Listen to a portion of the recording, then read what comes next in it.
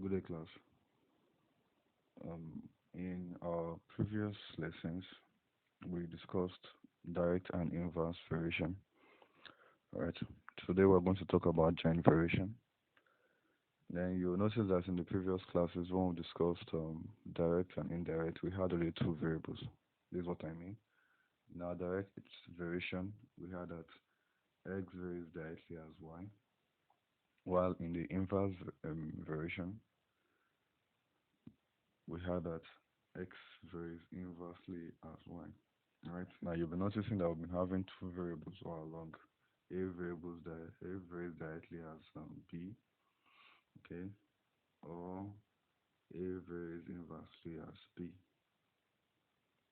Now, like I said, we'll be talking about joint variation today.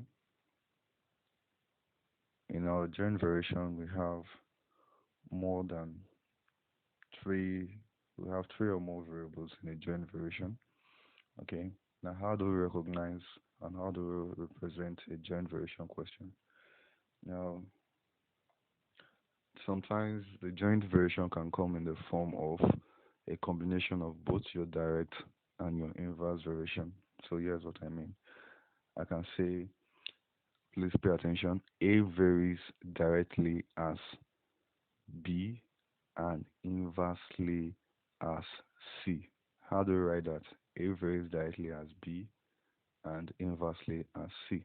Okay, so we can write this in like this.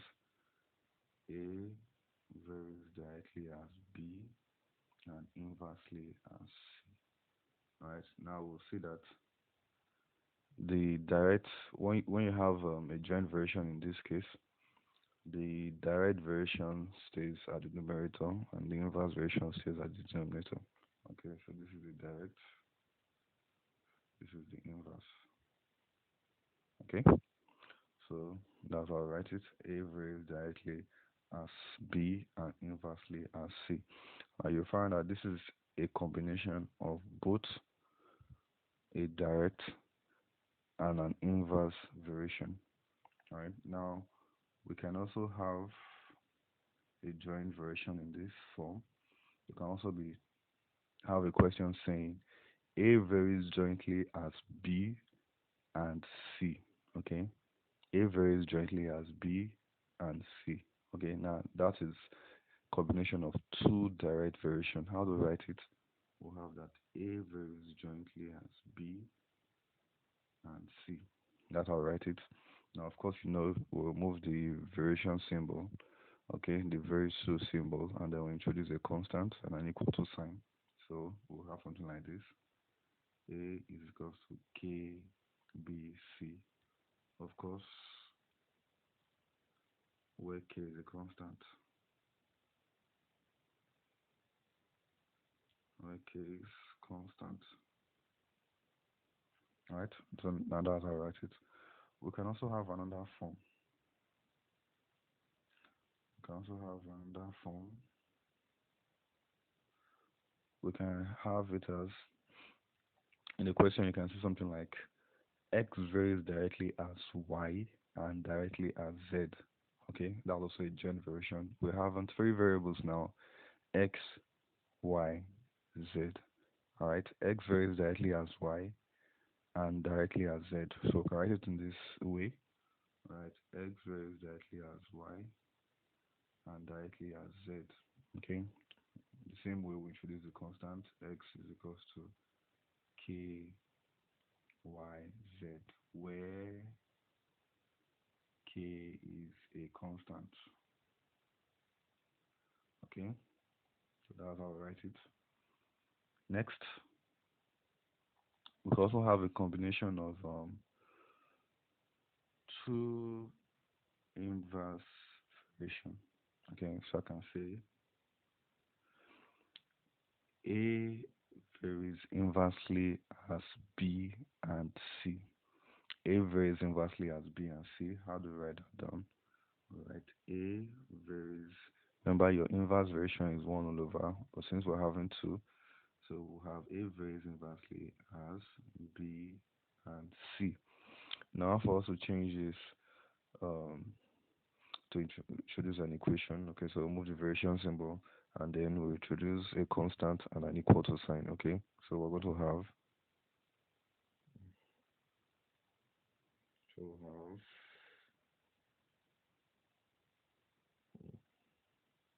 a equals to k all over bc, where k is a constant. Okay. Um.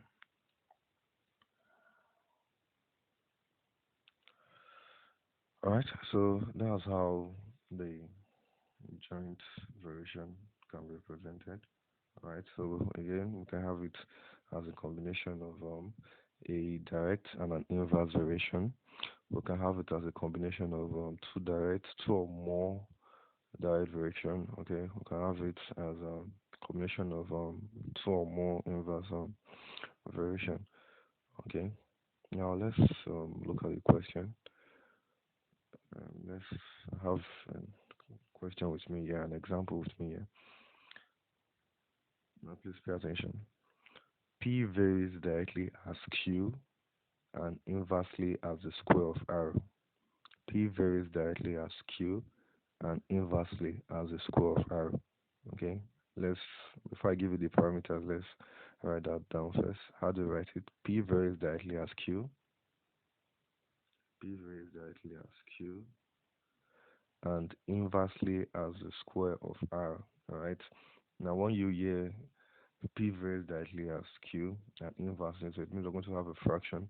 The numerator of that fraction represents the direct variation. Okay, the denominator there represents the inverse variation. Okay, so the square of R, we'll write it as this.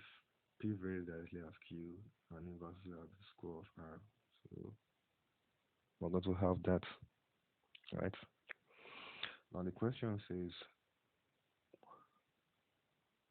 Q is 40 when R is 22 and P is 2 over 5. Okay.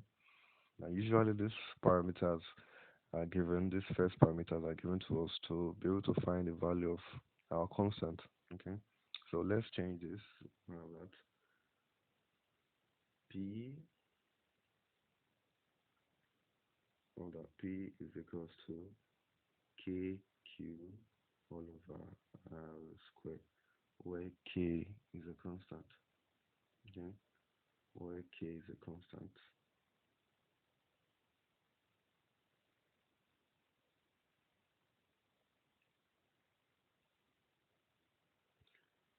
Alright. Now in the question, we are told that when Q is 40, when Q is 40, R is 22, and P is equals to 2 over 5. Okay. Now we use this to find the value of our constant. So when Q is 40, R is 22, P is equals to 2 over 5. Okay. Alright. So we can write it like this. Remember that P is equal to KQ over R squared, where K is a constant. So we have, remember that P is 2 over 5. Let's look at the parameters there again. Alright, P is 2 over 5, R is 22, and Q is 40. Okay, so we have something like this. We have that 2 over 5 is equals to K times, what's our Q? Q is 40 all over 25 squared. Alright, if we cross multiply, we'll have now 25 squared times 22, 25 squared times 2 is equals to, okay, K times 5 times 40. Okay, now this gives us let's divide both sides by K times 5 times 40 to find the value of K. So we have that K is equals to 25. 25 squared, sometimes saying 25 times 25. 25 times 2 all over 5 times 14. Okay. 5 goes here 1, 5 goes here 5, 5 goes here 1, 5 goes here 8, 2 goes here 1, 2 goes here 4. So we have that the value of our k is 25 all over 4. Now please don't change this to a decimal, okay? You leave it in fraction. Now all we have to do next is to substitute the value of our k there back in the formula.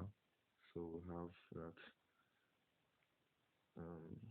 remember the formula says p is equals to k q over r squared. So it means that the relationship, the relationship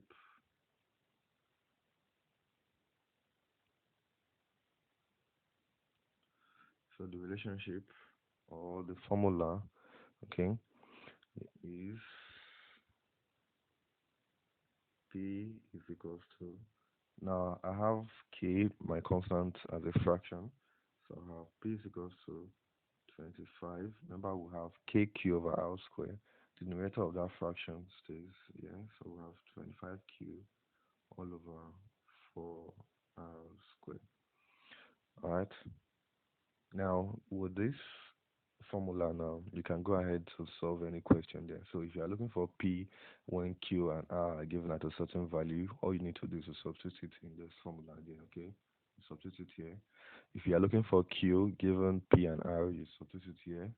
If you are looking for R, okay, you substitute the value also of P and Q and solve for R, okay?